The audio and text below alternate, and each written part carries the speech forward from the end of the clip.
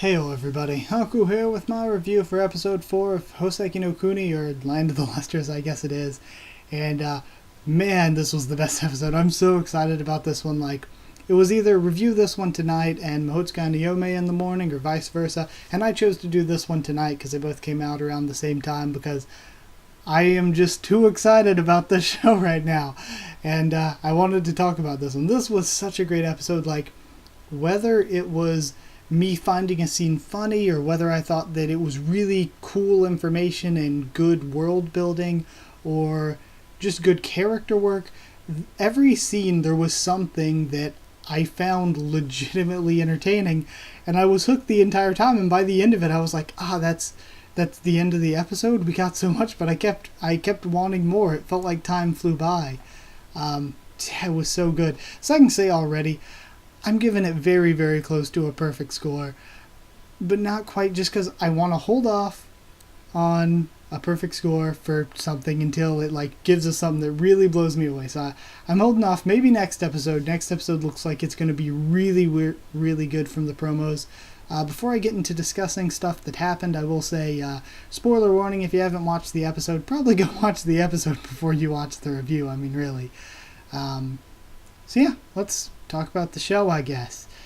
From the beginning, we have a dream that the Master is having. I think his name's Master Kongo, but it's easier for me to just call him the Master or Master. But he's having a dream. The Lunarians are bowing to him, and then he destroys them, and then there's an ocean, and then he wakes up, and he's like, oh, I've been sleeping a while. He's a bit of a weird existence. He seems to be different from the others in some sort of way. I know he's obviously visually more masculine, but just in another way. I wonder if he's really exactly the same as the others, because something about him, it just seems like he's different. Like when he snapped his fingers that time and it destroyed the Lunarians, or just different things about him. This dream, the fact that later on when the slug latches onto him, it's like, I can't eat him. Just something about him makes him different. So other than him being older, maybe just him being older, that stuff that the rest of them will learn and develop along their lifetime, since they live thousands of years. Like a hell of a long time, actually, now thinking about it. But yeah, either way, we start off with that dream. We find out that Foss is talking to the King Slug. The King Slug, I think their name was something with an L, Lemeticulus or something like that. Something complicated, so I'm just going to call them the Slug, or the King Snail. So they say that their people were taken by the Lunarians for their pretty shells and all that. I thought that they were so funny throughout this episode. They're a really cool character, probably one of my favorite characters already. I love when Diamond passes and it just screams, "My diamond," in English. That was so great. At least I think it was in English. Did they say Boku no Diamond? No, I think they said "my diamond" in English. It was just so good. I thought it was great. And the only one that can understand anyway is Foss. And I loved throughout the episode, one of the great running things was whenever the slug said something and Foss was translating what it said, she would just sort of censor it a bit. I thought it was great. The slug can't eat the Master. Yeah, that's when we see that. Again, it's hilarious the way the slug thinks he's hot and wants to go out with him. Thought it was great. The slug mentions that somebody that looks like Foss lives in the slug's homeland, so maybe she can find more info about them there. There was a really good scene somewhere in there, I don't think I even put it in the notes, where Master and Foss were talking, and they were talking about Cinnabar, and he's like, I'm sorry, I haven't even been able to find out a place for her to live. I thought that maybe just living would be good enough, but we're too complex and live too long of lives to really be content with just living. But I'll find her a purpose. It's just patience is important to us too, because we live so long. So I thought that was a really good scene too. We get some more explanation of the powder, that it's made from flowers. And also it can be salt treated so that it doesn't come off within the water. Of course, we get to see naked Euclase. Yes, please. I said just last week I was talking about my favorite characters. And as of last week, I was saying, I was like, yellow diamond, thick, was great. Normal diamond is great. And I said top 3 would probably be Rutiel, Jade, and Euclase. So I'm just so happy of all the ones that we get naked scene with. It's Euclase. It's my best girl already. Of course, Yellow Diamond, we don't know really much of anything about her, so she could be pretty replaceable by Foss or Red Barrel in the scope of a top 5 waifu type thing. Anything else? Or did I say Rutiel or Rutile? I'm pretty sure it's Rutiel. I just said it last review and I've already forgotten, but I'm pretty sure it's Rutiel. What else happened next? We had Naked Euclase. I got distracted by that. So Euclase wants to find the papers that she dropped in the pond. That's why she was getting naked. They talk about how the Lunarians are coming more often than they used to. They used to only come once every 3 sunny days. Red Barrel shows up and she's trying to make stronger uniforms. It's interesting that Euclase covers herself to not be naked in front of Red Barrel, but she had no problems in front of Rutiel. I guess because Rutiel's a doctor and they're all probably like, she's seen us all naked anyway. But it's interesting, again, to show that, okay, they have that sort of system of they want to cover themselves up and not be naked, and I guess that's a cultural thing. They don't want to be naked in front of people. In finding out later, I'm about to get to that, so hold on, I'll get to that. Foss is treating herself, and she says that, she'd be hideous without the powder. So that shows that wearing the powder is a fashion or a cultural thing. So wearing the powder, even though it seems like it may not be super, super useful to them, really, because they feed off of sunlight, it's a cultural thing. They think they look bad without it. I guess it's like people wearing makeup or anything like that today, or having tattoos or anything, where it's cosmetic and they like it, they think it makes them look better, even if it doesn't serve just some sort of base survival function. So I think that was good. We got an explanation of why they do that. And the second thing she mentions is that water is bad for the skin, and that makes sense to them because they're made of rocks and water erodes rock away. So maybe if they spent too much time in water, it would erode some of them away, possibly. And that's where the water being bad for them comes from. So it also gives it a protection purpose and explains why they wear clothes as well. Because when we were talking about before, why wouldn't they just be naked if they don't have man or lady parts down there? But we brought up that humans wear clothes because it was to stop us from getting all scratched up by bushes or sunburnt or anything like that. That's why clothes were developed, for protection. But also to be light and easy to wear, or else we'd just be wearing armor everywhere. But that explains why their culture developed them as well, because the clothes probably do help them from bumping up against stuff and getting chipped, or from damage from water and wind even, maybe. So it was good because we got an explanation of all of that. So like I said before, even with stuff before where I was laughing or I thought it was funny, this was really, really good information. It's not even... We got all of that good information about their culture and why they wear the clothes and powder that we can sort of infer from what they were saying. They didn't expressly just spell it out for us, which I think is good too, to make fans think. But in addition to that, that's not the only thing we got, because we get even more, and even more important, arguably, information dumps later. It was just a really, really great episode. I'm struggling. Maybe I should give it a 10. I'm not sure. So yeah, what happened next? I thought it was funny when the slug is talking about their strength fading from lack of food, and Foss then she jumps up and says, "Whew, I was tired from not having food and all." And Foss is like, "Ha, I thought you'd done what they call die." I thought all of that was great. Also, Foss is forbidden to go to the ocean, but that just means we know she's going, because that's how this works in every story ever. But the slug says she wants to see her home again. And when they get there, the slug is a wife. The slug is best girl, possibly. I don't know. Euclase I really like. I like Jade and Rutiel a lot as well, and Diamond. But holy God, slug may be a wife. She said our species is more sexy, isn't it? And possibly it is.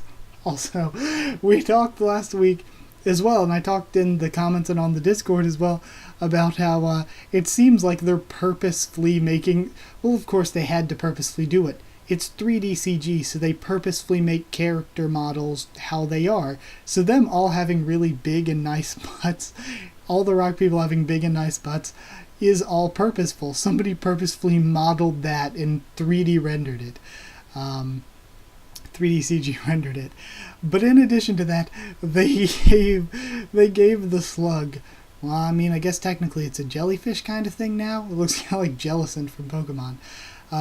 But they gave the jellyfish slug whatever boob jiggle physics. So when she moved, her boobs just jiggled around way more than physics would dictate they probably should.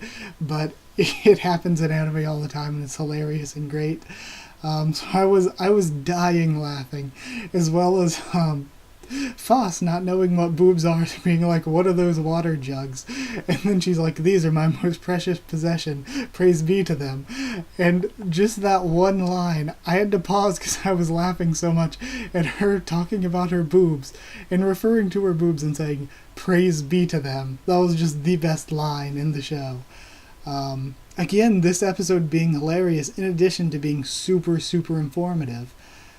Foss's theories for their evolution was hilarious, where she's like, you know, maybe there were slugs that were jealous of how we looked, and she's like, no, quit with that theory. And Foss is like, okay, maybe there were jellyfish who thought that we were attractive and wanted to look like us. I thought that Foss was great with that. That was another great humor, another good joke, humor scene. So then the slug says that her people have their own story of how they came to be. And she tells Foss her people's story of how they believe the world came to be, because you know every culture has their story of how they thought that worked out. So her culture's story is that there were once a species called humans on the planet, and then after 5 times of being nearly wiped out, when the 6th came, and I guess that means the 6 moons coming or whatever, but they said when the 6th came, the humans sort of fell and split into soul, flesh, and bone. And she was like, really, that's more of a fancy wordplay for what we believe really happened. And what really happened was that humans sort of divided and evolved into 3 separate species to survive in the new world after it had been hit 3 times. So that means over the course of them getting hit, humans probably evolved a bit but stayed basically the same. And then finally the 6th moon hitting, something caused a chain reaction, and eventually they had to evolve into those 3 separate states. The flesh that they're referring to are them. They call themselves the Admirabilis, and they said that in their culture they believe they inherited the humans' cycle of reproduction and of death. Then they say their story is that the human's bone decided to make a pact to live long lives and move on to land, so that's sort of their culture's explanation of how Foss's people exists. So they probably have passing knowledge. It seems like the 2 cultures haven't interacted in a hell of a long time, or else the others would have recognized what the slug possibly was. It does seem like the master may have, but nobody else has lived long enough. So it's been a long time, but they have cultures. There's another species out there on land somewhere that we can't get to because we're sea-dwelling creatures. And then, I guess, in the sky or on the moon, they said the human soul went. So again, I guess the Lunarians are another species that evolved from humans somehow. Then Daya finds the fake Foss in her room, her little body double. Foss starts getting tired, and then the king says, I have somebody like Cinnabar. So they sold out Foss. It completely shocked me. I was so surprised. And the reason they did it is that they tell the Lunarian that they are offering Foss for her brother. So what I'm thinking with this is that the Lunarians, one thing I thought about them before I get on into more stuff, is maybe the one big Lunarian in the center is the real Lunarian, and all the little ones that surround it are sort of a extension of themselves or something. Because if not, then Foss's people are killing a heck ton of Lunarians every time they attack. But either way, and they also must reproduce fast. The Lunarians are the most mysterious, because how do they just poof into view or stuff like they do as well? But I feel like we're going to learn more about them soon. So what I think is that, oh yeah, basically, let's talk about the episode as a whole. I have some notes here to talk about as a whole. So before I get into different theories, I'll get into them in order so that I don't lose track of anything. So basically, the episode was incredible. I just went over for 15 minutes how everything was great.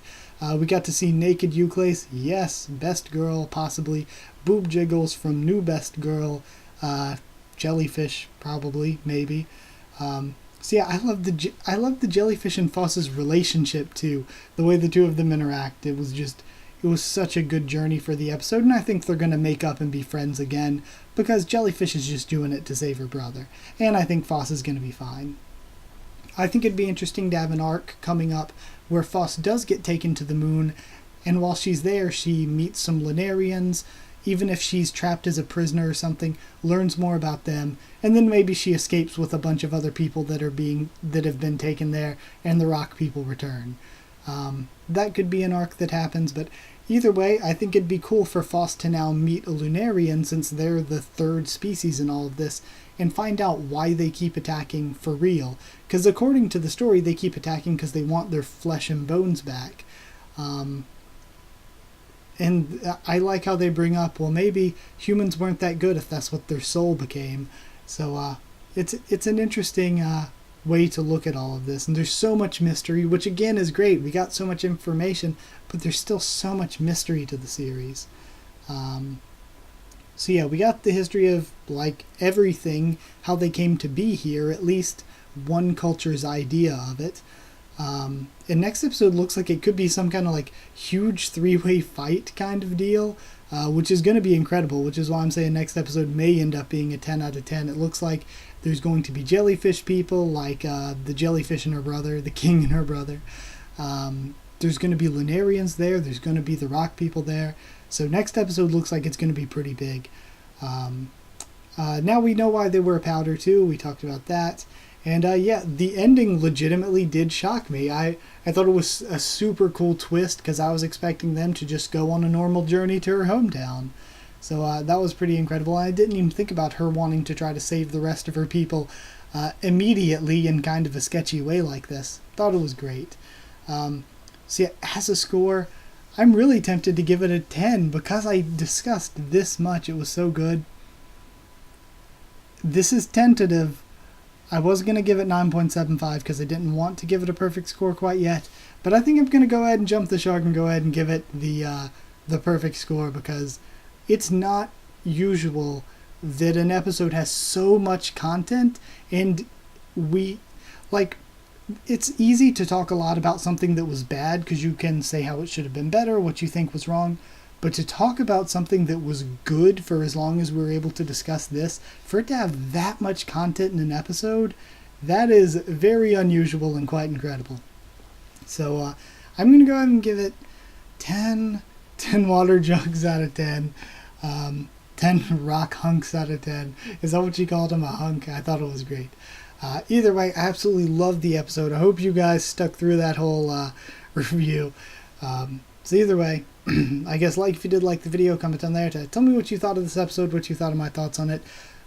Subscribe for more Houseki no Kuni, Shoujo Shimatsu Ryoko, Juni Taisen, One Piece, tons of other things on the channel, Children of the Whales.